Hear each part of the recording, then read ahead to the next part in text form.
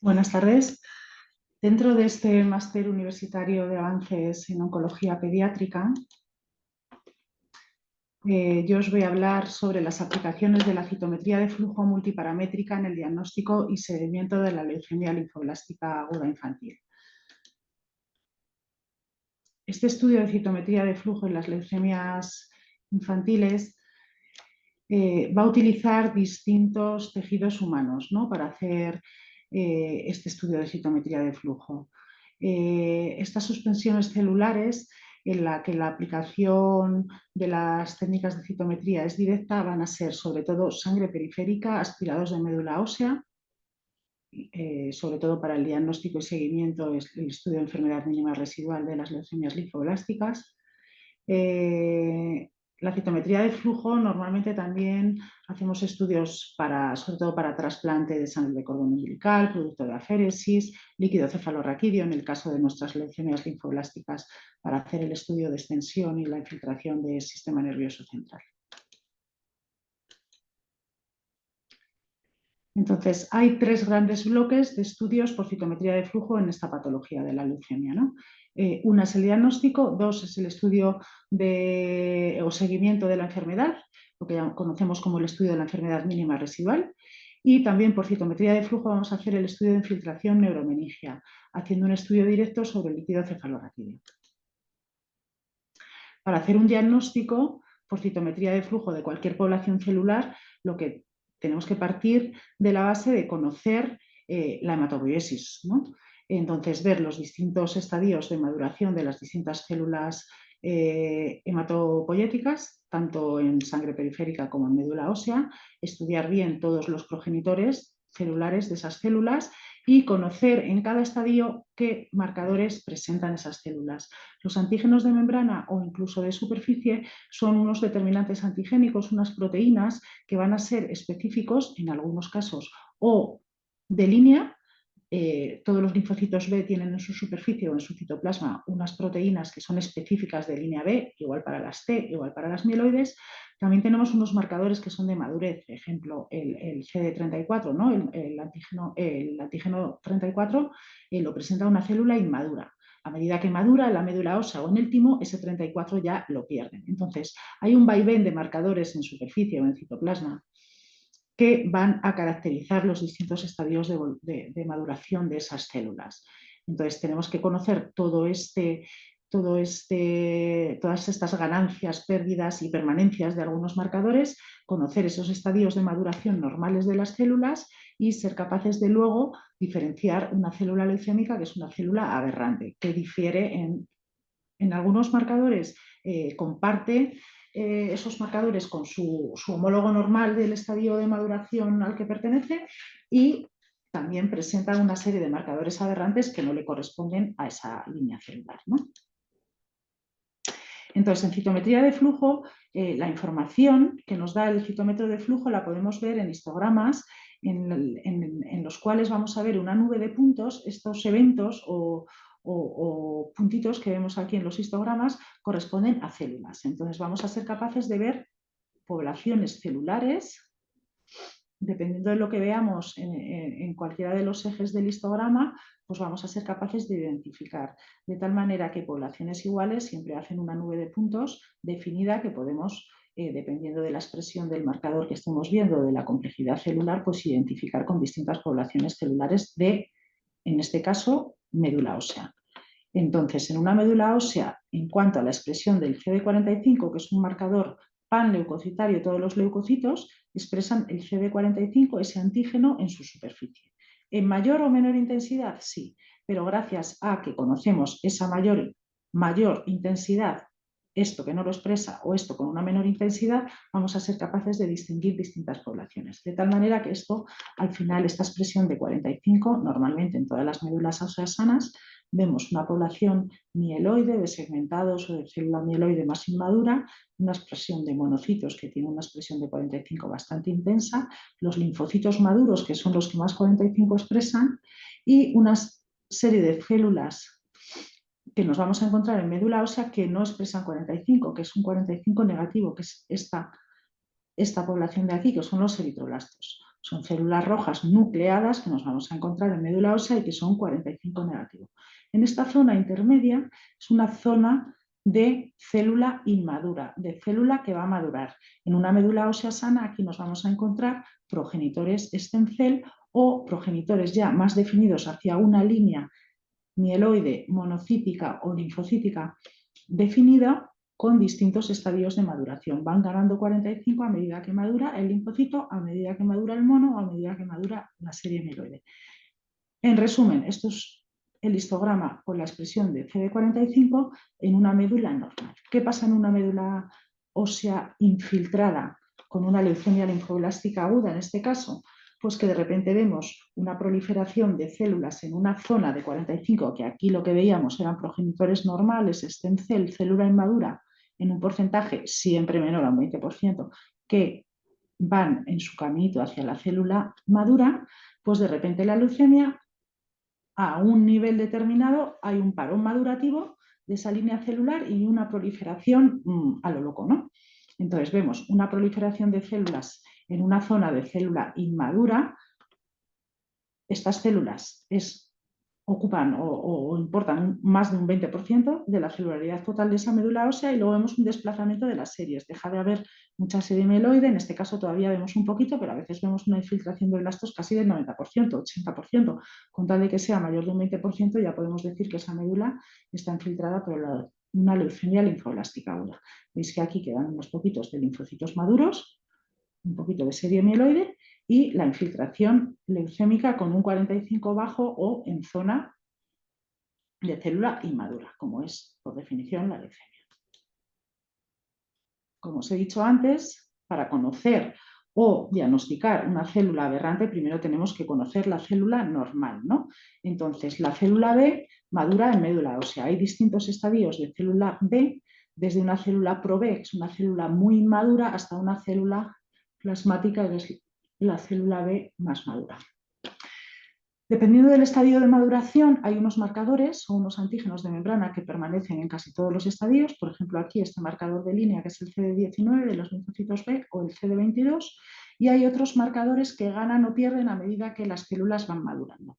De tal manera que tenemos estadios perfectamente diferenciados dependiendo de los marcadores que observaremos en su superficie, y así podemos catalogar los distintos estadios.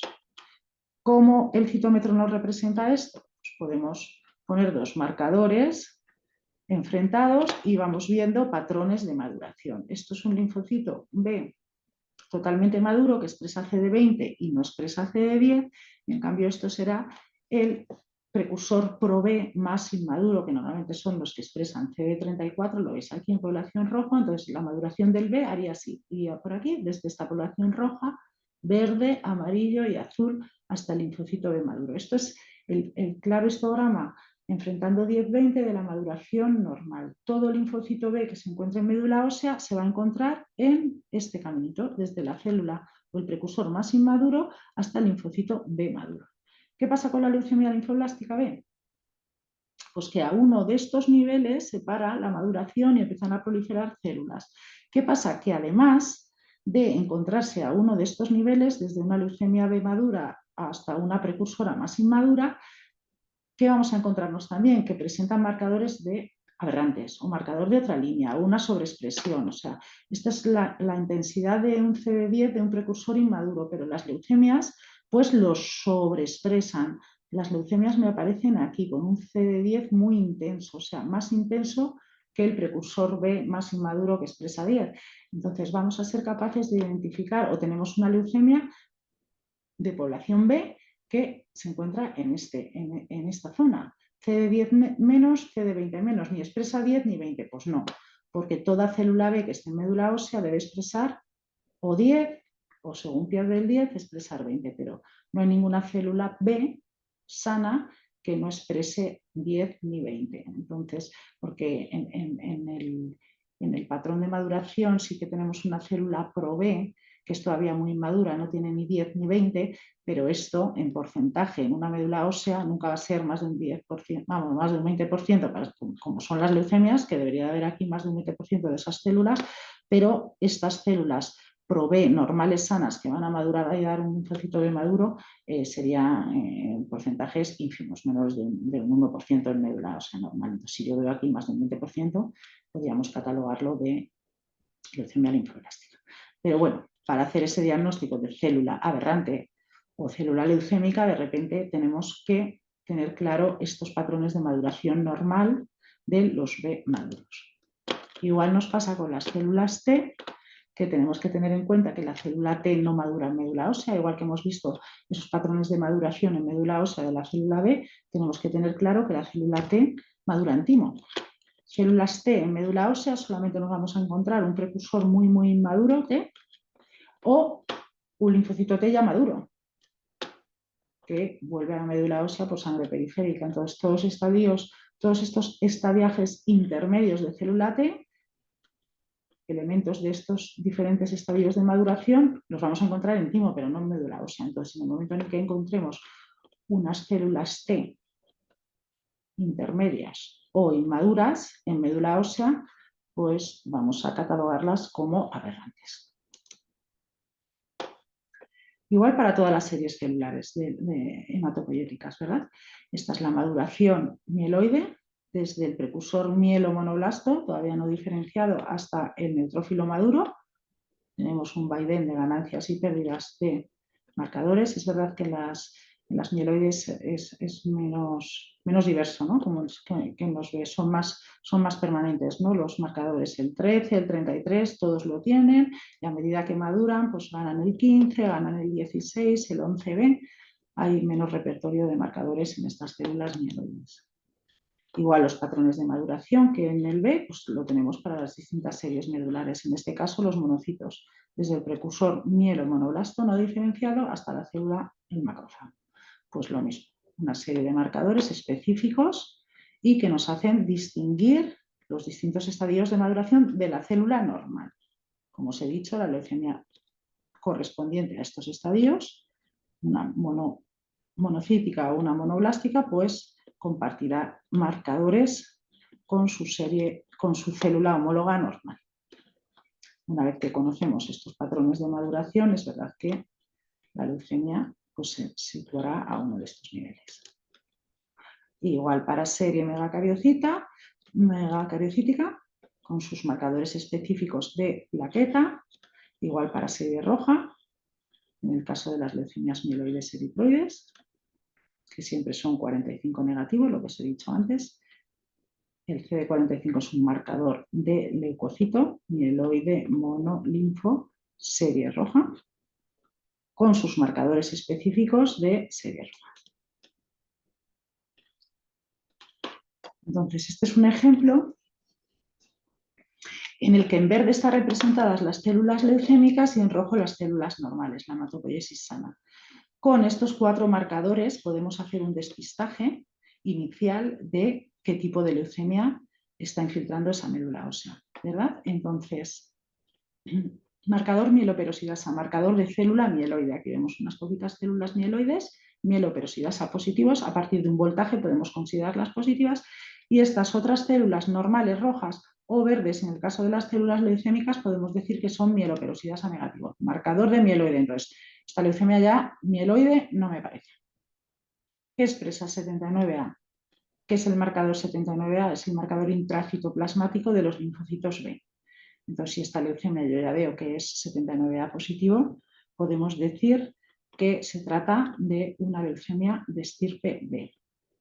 Como se trata de una leucemia de estirpe B, será 3 negativa. ¿Por qué? Porque el marcador 3 citoplasmático es el de las T. Estos son los poquitos linfocitos T que tiene esa médula ósea y mis células leucémicas 3 citoplasmático negativo.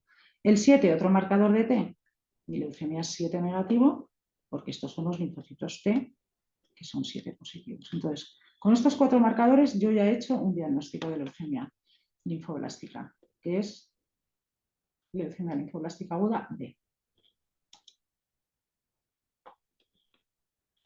En este caso, podemos ver, marcadas en verde, unos blastos que expresan mieloperoxidasa de forma heterogénea.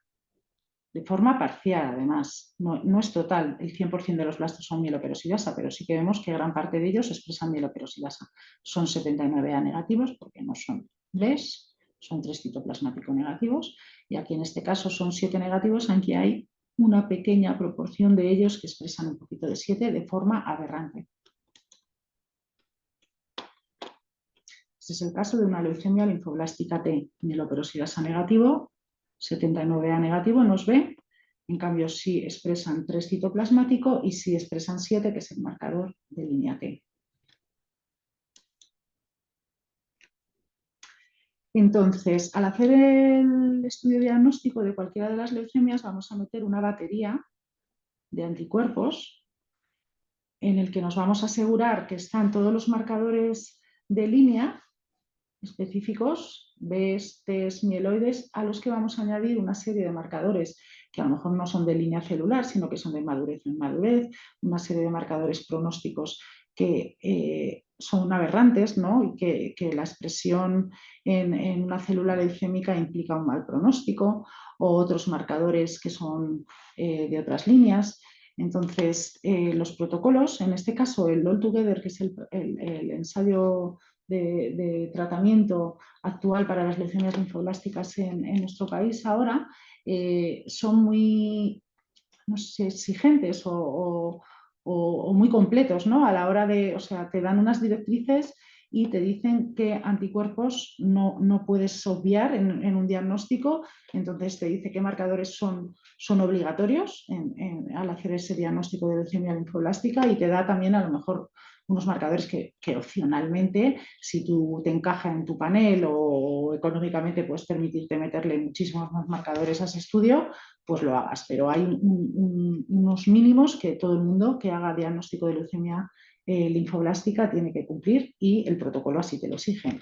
Entonces, este es el ejemplo de los marcadores que el protocolo que nosotros tenemos en la actualidad nos obliga, ¿no?, a meter en todos los paneles diagnósticos. Entonces, vamos, que esto lo manda este protocolo, pero es el modus operandi normal a hacer diagnóstico de leucemias linfoblásticas de todo el mundo que hace estudios de citometría. Entonces, unos marcadores de línea obligatorios, mieloperoxidasa para las leucemias mieloides. En este caso, como estamos hablando de leucemia linfoblástica, ¿por qué metemos la mieloperoxidasa? Primero, para despistar y hacer un diagnóstico inicial de la estirpe de esa leucemia, y luego también porque, aunque se trate de una leucemia linfoblástica ya diagnosticada, la expresión de mieloperoxidasa puede condicionar que se trate de una leucemia de fenotipo mixto, que son leucemias que presentan marcadores de una línea y de otra a la vez, ¿vale?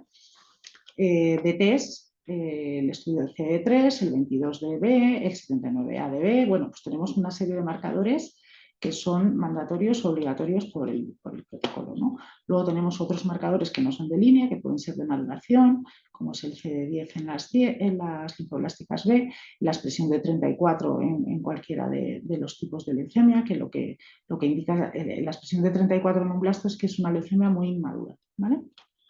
El 38, que también es un marcador de inmadurez, el 45, que ya hemos dicho, que es un marcador de todas las leucemias. Positivo, es verdad que hay un tipo de linfoblásticas B en el que nos vamos a encontrar un 45 negativo, pero eso es precisamente en esa leucemia lo aberrante es que no exprese 45, ¿vale?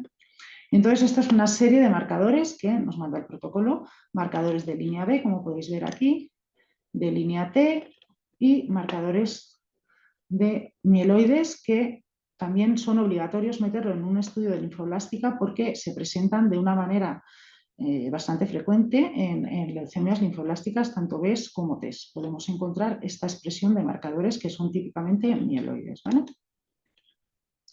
Este es el ejemplo de otro protocolo, el utilizado aquí para leucemias mieloides hasta hace nada breve. Ahora tenemos el chip, pero también, ¿veis? El protocolo también te dice qué marcadores son los útiles para definir pues, los distintos tipos de leucemia, en este caso de las mieloides, ¿no? Y te dice qué marcadores es obligatorio meter en ese estudio diagnóstico.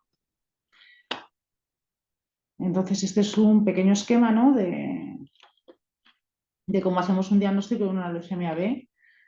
Vemos una población que ya por 45 sospechamos con una leucemia, porque está en una posición de un 45 negativo débil.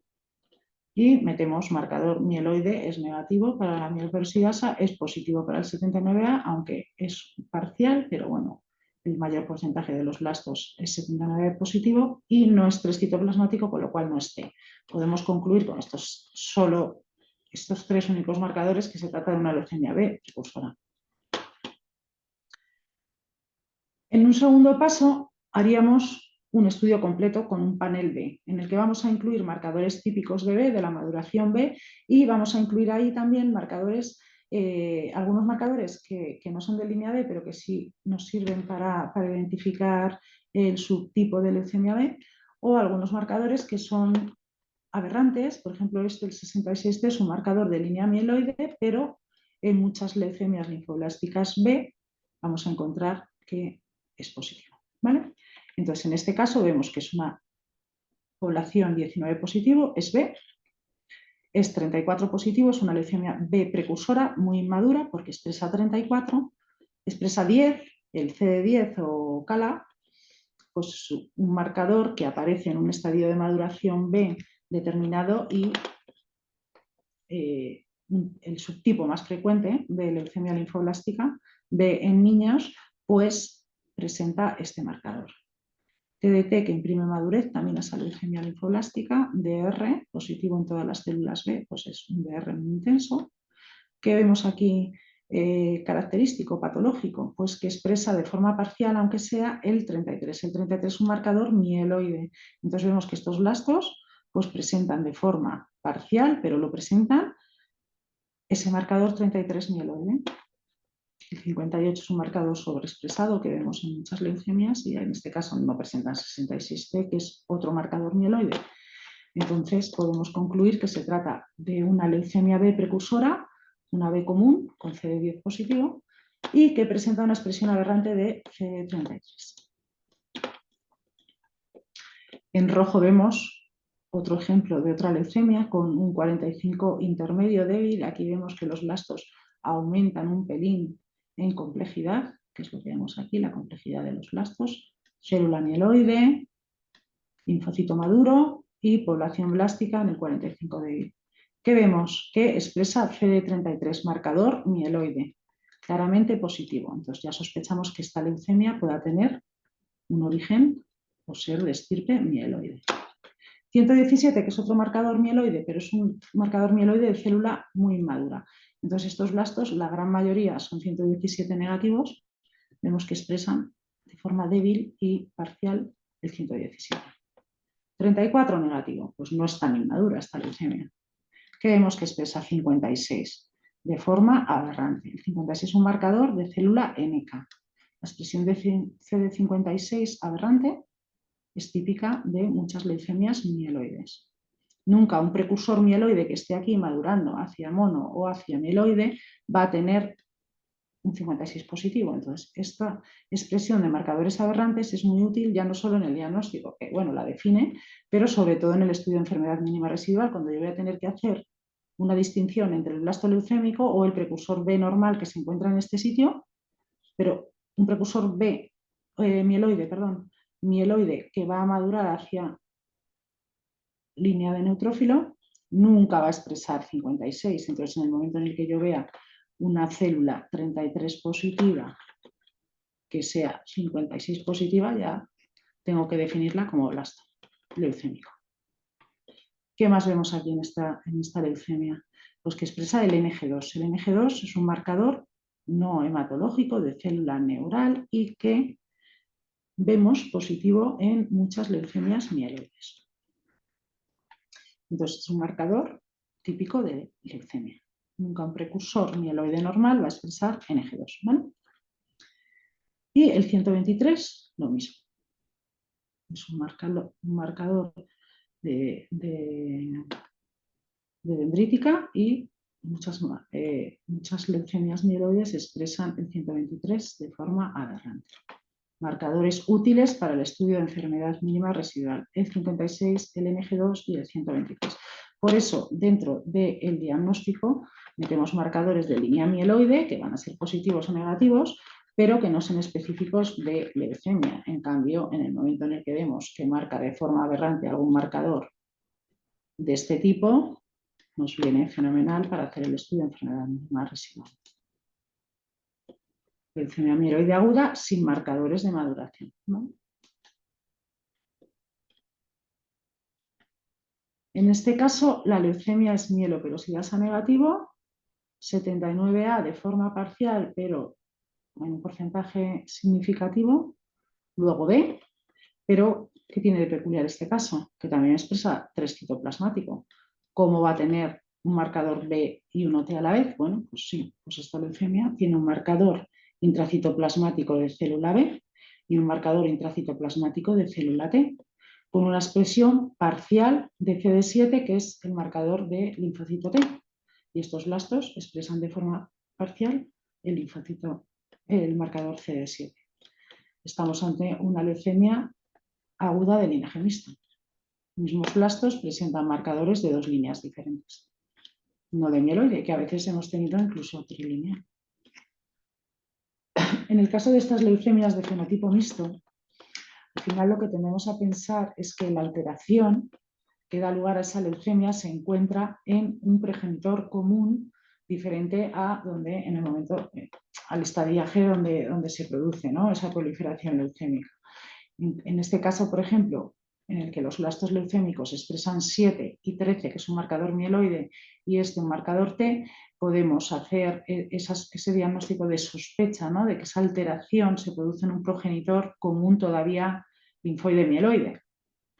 En este caso, por ejemplo, que los blastos expresan 79A y un poquito de 7, o que vemos dos clones en los que vemos unas células 7 y otras 79A, podemos pensar que la alteración se encuentre a este nivel del progenitor linfoide común, del linfocito B y linfocito T.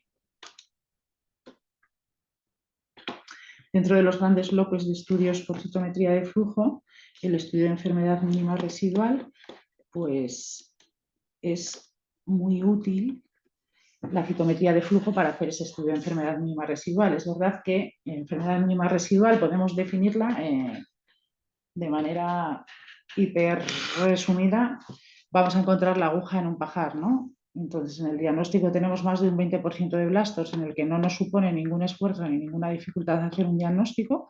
Es simplemente identificar los blastos leucémicos y decir, este marcador es positivo o negativo. Hacemos lo que conocemos como el LAIP, el inmunofenotipo leucémico específico de esa enfermedad. Pero una vez que ya tenemos ese LAIP o ese inmunofenotipo leucémico, es el conjunto de marcadores que definen esa leucemia positivos. Ahora vamos a encontrar la aguja en el pajar.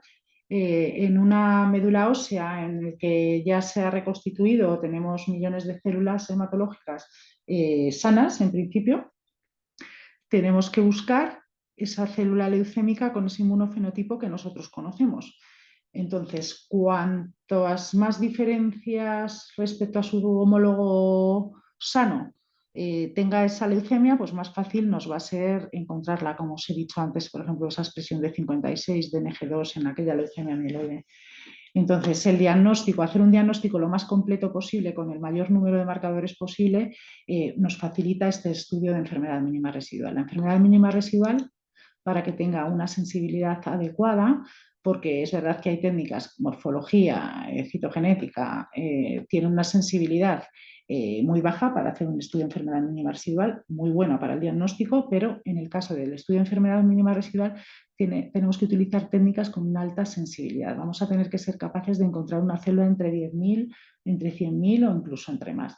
Es verdad que con el progreso, ¿no?, en las técnicas, en nuestro caso ahora con la citometría espectral también, pues vamos aumentando a lo mejor esa sensibilidad de los estudios de enfermedad mínima residual. Y esa sensibilidad solo la alcanza la citometría de flujo en la práctica clínica, y los estudios de PCR, de biología molecular. Estos son distintos tipos de alteraciones que son útiles para la búsqueda de mínima residual, que son de distintos tipos, ¿no? Lo que os he dicho, esas diferencias entre la célula leucémica y su homólogo sano, pues cuantas más alteraciones veamos en el diagnóstico, más fácil o más ayuda vamos a tener en el estudio de enfermedad mínima residual. se pueden dividir en grupos, ¿no? Aberración antigénica con linaje cruzado. Esto se trata de que una leucemia linfoblástica aguda de repente presente marcadores mieloides. Pues eso es muy bueno, eso nos da la pista. Nunca va a haber un precursor linfoblástico que presente 13 o 33, que es un marcador de mieloide. Entonces, siempre meter el 13 o el 33 en el estudio de leucemias linfoblásticas B o P. Al revés, en una leucemia mieloide que tengamos expresión de un marcador B o de un marcador T, pues lo mismo, tendremos una leucemia mieloide aguda con marcador linfoide. Expresión asincrónica, ¿qué quiere decir esto? Que presente un blasto leucémico, presente marcadores que sean de distinto tiempo, como si dijéramos, ¿no? Presente un marcador que es de célula muy madura a la vez que uno muy maduro, no. El precursor siempre, si es inmaduro, expresará este marcador, si es maduro, expresará este, pero nunca podrá expresar los dos a la vez. En la leucemia vale todo. En la misma célula tiene un marcador de célula muy madura y un marcador de célula muy inmadura a la vez. Entonces eso ya enseguida lo identificamos como aberrante, ¿verdad? Sobre expresión antigénica, otro tipo de aberrancia, ¿no? Pues os lo dije antes, ¿no? La expresión de CD10 en el precursor B, que expresa CD10, nunca tiene esa intensidad que tiene la leucemia. Pues esa intensidad tan alta solo es de célula leucémica. Pues también a veces lo pescamos por ahí. Fenotipos ectópicos, que son marcadores que normalmente no debe tener ni siquiera una célula hematológica, ¿no? El 7.1 o NG2 es verdad que es un marcador que vamos a ver en algún tipo de leucemia B, sobre todo esas en las que se ve alterado el 11Q. Entonces, ese marcador es como muy típico, ¿no? De leucemia pro-B. El CORSA, el CD66C, pues lo mismo. Bueno, cuando se descubrió es verdad que se asociaba a esas leucemias Filadelfia positivas, pero ahora lo vemos en muchos más subtipos de leucemia B. Entonces, estos son la incidencia de esos fenotipos asociados a leucemias,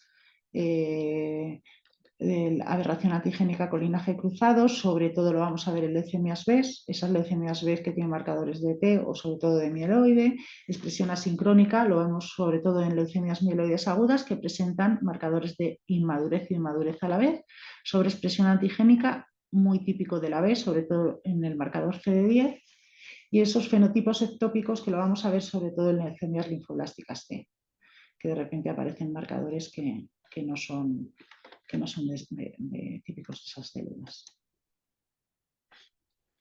Aquí podéis ver ejemplos reales de, en la primera columna, la imagen o la expresión de los distintos marcadores en la mínima residual respecto al diagnóstico. Pues está diagnóstico CD19, se trataba de una leucemia linfoblástica B. Vemos que en el diagnóstico expresaba mucho 34 y entonces cogemos toda la celularidad B, que aquí vamos a tener maduros y no maduros, y vemos que tan solo, o sea, la gran mayoría son 34 negativos, pero vemos que hay unos poquitos aquí que expresan 34 que pudieran ser blastos. Aquí lo mismo, nos cogemos respecto a su expresión de CD45 en el diagnóstico, y vemos que esos blastos, esas células B, la gran mayoría corresponden al linfocito B maduro, pero hay unas poquitas que tienen un 45 bajo o incluso negativo. Expresión CD10 en el diagnóstico, heterogénea pero positiva, y aquí vemos que ahora de esas células B que hemos seleccionado, pues hay unas poquitas solo que expresan CD10. Y así vamos haciendo el resto de marcadores de esa leucemia. El TDT al diagnóstico era positivo, ahora no vemos casi células TDT positivas. Nuestro diagnóstico era CD10, como hemos visto antes, con un 34. Es verdad que ahora prácticamente la totalidad de las células no son 34 ni 10, porque ya hemos visto que eran células maduras. Lo vemos aquí, porque son todas CD20 en el camino del CD10, pero vemos unas poquitas células que expresan CD10 sin expresar 20, como era el diagnóstico. ¿Qué tenía de aberrante esta leucemia? Que expresaba 33, y aquí no se ve muy bien, pero se intuye que hay unos cuantos eventos de color verde que son linfocitos B que expresan 33. Eso sería enfermedad mínima residual, ¿no? Este es el caso de una leucemia mieloide, DR con un 33 muy intenso, un doble positivo al diagnóstico con una expresión de DR intensísima. Y aquí vemos en el estudio de enfermedad mínima residual, seguimos viendo unas cuantas células residuales patológicas. Lo que nos llama la atención es que la intensidad del DR ha disminuido. A veces la intensidad de los marcadores se modula, ¿no? O sea, puede bajar un poquito de intensidad o cambiar. Pero aquí tenía una expresión aberrante de 56 y de NG2, esta leucemia, que lo sigue manteniendo. Si veis aquí, la médula ósea se ha reconstituido, pero seguimos viendo esas células patológicas 45 débil bajo que expresan 117 y que vemos que de forma aberrante siguen expresando 56 y NG2. Distintos puntos de estudio de enfermedad mínima residual dependiendo del protocolo, vemos como la celularidad ya en el día más 22 baja drásticamente, también los blastos, que son los que están en azul, y entonces este número de blastos podría llegar a 0, tanto en el día más 22, 29 o los 500 puntos de corte, pero a veces permanece positiva, como podéis observar aquí. Estudio por citometría de flujo de la infiltración de leptomeningia.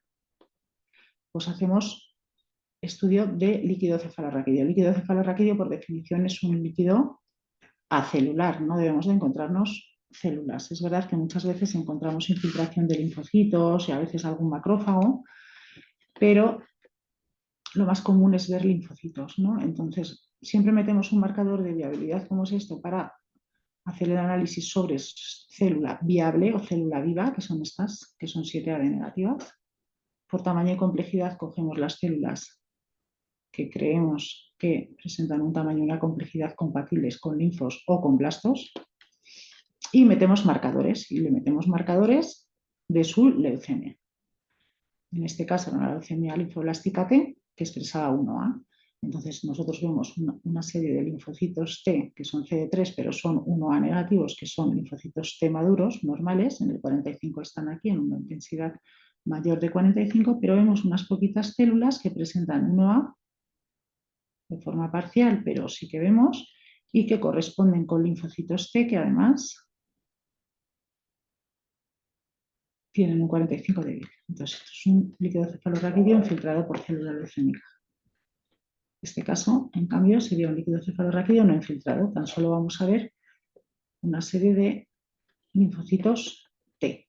Células viables, tamaño complejidad del linfocito de blasto, y aquí metemos el 19 y el 10. ¿Por qué? Porque se trata de una leucemia linfoblástica B. Entonces, no vemos prácticamente células 19 ni inmaduras, ni maduras. Bueno, madura vemos aquí una. Todo lo que vemos son células 19 negativas, 10 negativas, que son por su expresión de 45 linfocitos, serán linfocitos T, porque si no expresan 19. Entonces, esto es lo más común en el estudio de líquido cefalorraquídeo por citometría. Es verdad que no es muy común verlo infiltrado, pero bueno, en ocasiones pues lo vemos. Y ahora os voy a presentar pues una técnica, bueno, es citometría de flujo igual, pero es verdad que es citometría espectral. Hasta ahora, en la gran mayoría de los laboratorios de citometría utilizamos citómetros convencionales que hacen un análisis, pero es verdad que dependiendo del citómetro, pues con 3 láseres, con 2 láseres, tiene un número finito de marcadores que se pueden meter en cada tubo, en cada panel. Entonces podemos estudiar 8, 12, como mucho, marcadores por tubo. Entonces, en la actualidad, la citometría espectral se está abriendo un hueco en la clínica, ¿no? En las aplicaciones clínicas, y esta es la validación de un panel de 24 colores para el diagnóstico y seguimiento de leucemia linfoblástica aguda B. Vamos a utilizar en un solo tubo los 24 colores que nos hacen falta para hacer el diagnóstico de la leucemia y que luego vamos a utilizar para hacer el estudio de enfermedad mínima residual, de tal manera que vamos a utilizar el mismo tubo para hacer el diagnóstico y el seguimiento. No vamos a hacerlo en dos pasos, de hacer primero un tubo de screening, ver de qué línea se trata y luego un segundo tubo con los restos de marcadores y repitiendo marcadores en cada tubo, sino que en un mismo tubo, como este citómetro es capaz de leer hasta 24 colores de forma simultánea, pues vamos a hacer un estudio más exhaustivo. Entonces, este es el diseño, la validación de ese tubo, de ese panel, ¿no?, de 24 colores para hacer el diagnóstico de linfoblástica B. Diseñamos el panel, optimizamos el ensayo, hicimos adquisición de muestras en fresco, más de 50 muestras, bueno, ahora llevamos ya más de 100. Hacemos el análisis de los datos y validamos ese citómetro espectral comparándolo con los resultados de convencional. Es importante decir que en citometría espectral, a diferencia del convencional, todos esos fluorocromos que utilizamos para poner de manifiesto esos marcadores antigénicos de superficie o de citoplasma, esos antígenos se marcan con un fluorocromo, ¿no? Entonces ese fluorocromo que es excitado por la luz del láser emite, ¿no?, tiene un pico de emisión que en la citometría de convencional se coge este dato de pico de emisión máximo, pero es verdad que esa emisión no es rectangular, tiene un pico máximo de emisión, pero es verdad que no es finita, ¿no? O sea, ocupa distintas longitudes de onda.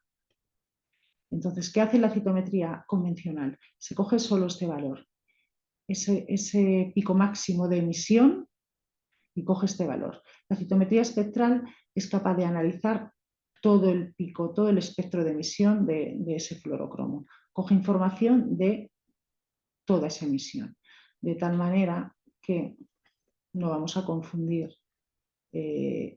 fluorocromos, o podemos utilizar más marcadores que, aunque su pico de emisión coincida o se acerquen mucho, esta emisión completa es muy diferente de uno a otro, ¿vale? Entonces él va a ser capaz de coger todo el espectro de emisión de ese fluorocromo. De tal manera que el citómetro espectral nos va a dar esa huella, ¿no? Esa huella de fluorescencia que es única y por cada fluorocromo. Entonces, aunque su pico máximo de emisión, fijaros, está a este nivel de PE, antes solamente cogía este valor.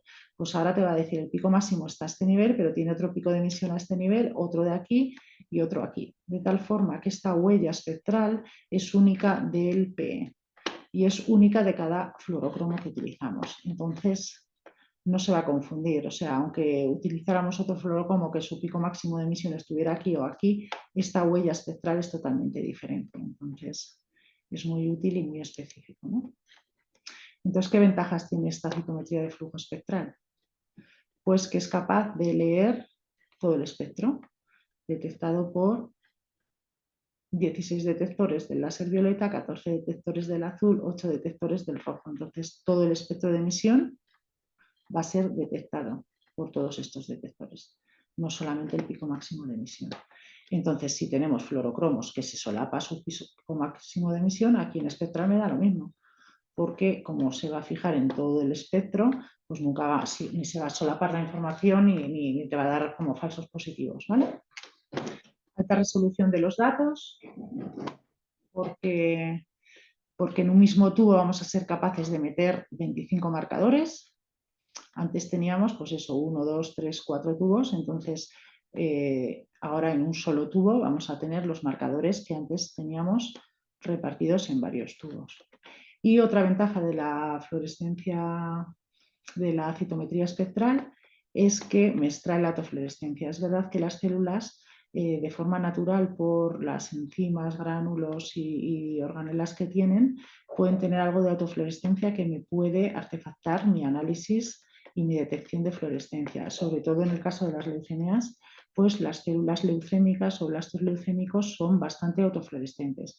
Entonces, este citómetro espectral tiene una función de quitarle esa autofluorescencia de base de los estos que podría a lo mejor pues confundirme, ¿no?, en mi análisis. Entonces, ¿cómo hacemos un diagnóstico con citometría convencional? Hacemos un tubo de screening en el que le metemos marcadores de línea, vemos ya si se trata de una leucemia mieloide, linfoide BOT, y luego metemos 4 o 5 tubos con el panel ya correspondiente. Entonces hacemos en un primer paso un tubo de screening y luego en un segundo paso 4 o 5 tubos con distintos marcadores dependiendo de si la leucemia ya hemos visto que era B, T o mieloide. ¿Qué hacemos en citometría de flujo? En un solo tubo desde el principio utilizamos ese mix de anticuerpos sin repetir, porque aquí metemos el 45 repetido, el 34 repetido, el 19 repetido, entonces también incluso el gasto es mayor, porque utilizamos muchísimo más anticuerpo repitiendo en cada tubo. Entonces, en este tubo somos capaces de meter todo este mix en un solo tubo que vamos a utilizar tanto para el diagnóstico como luego para el seguimiento de la enfermedad mínima residual. Con lo cual, en un solo tubo vamos a obtener la misma información que mínimo en 5. Diseñamos el panel de acuerdo a los marcadores que nos interesan.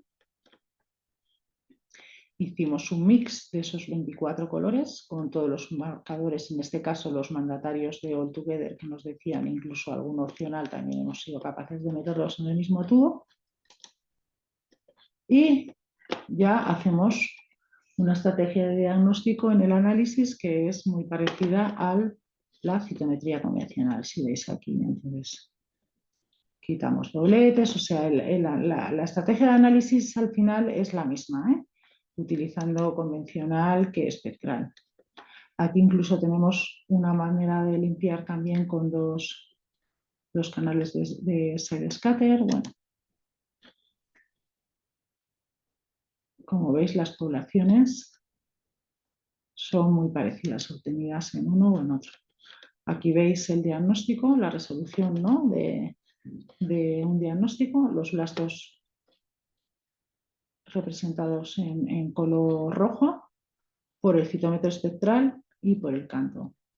Al utilizar distintos fluorocromos es verdad que podemos ganar o perder un poco de intensidad, pero si observáis nunca vamos a ver positivo o negativo un marcador por utilizar distinta tecnología.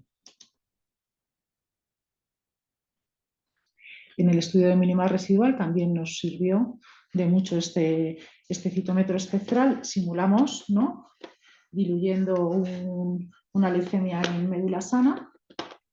Entonces la diluimos al 1%, al 0,1 y al 0,01 para ver si esta tecnología espectral seguía siendo sensible, ¿no?, y era capaz de encontrar ese porcentaje de blastos en la misma cuantía que la convencional, y lo comprobamos en distintas médulas simuladas y luego en casos reales de enfermedad mínima residual, ¿no?, siendo representada aquí la leucemia en color amarillo, los blastos leucémicos, aunque los íbamos diluyendo, seguíamos siendo capaces de encontrarlos.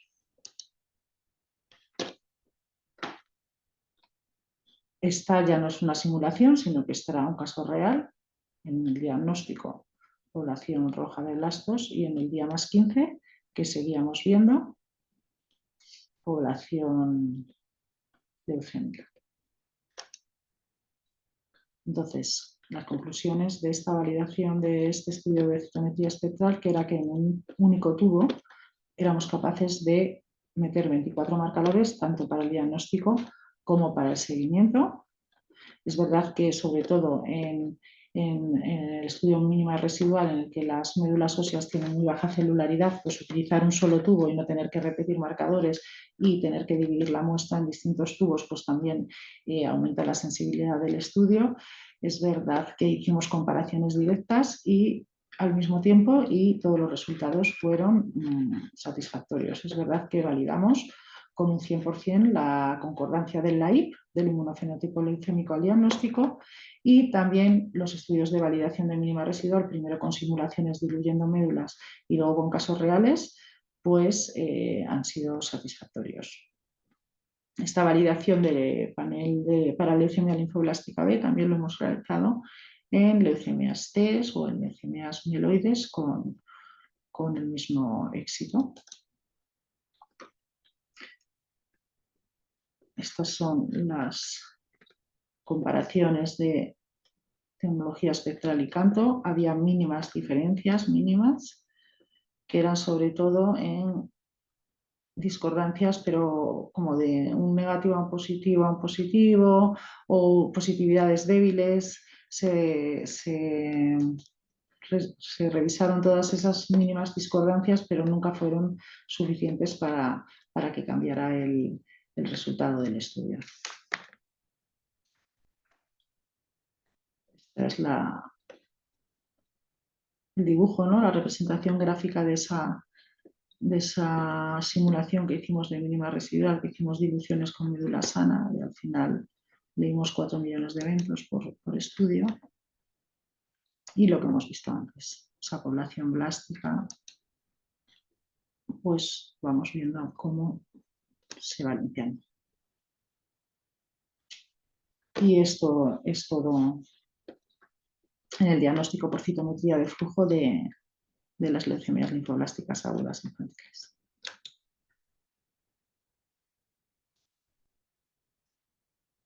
Muchas gracias.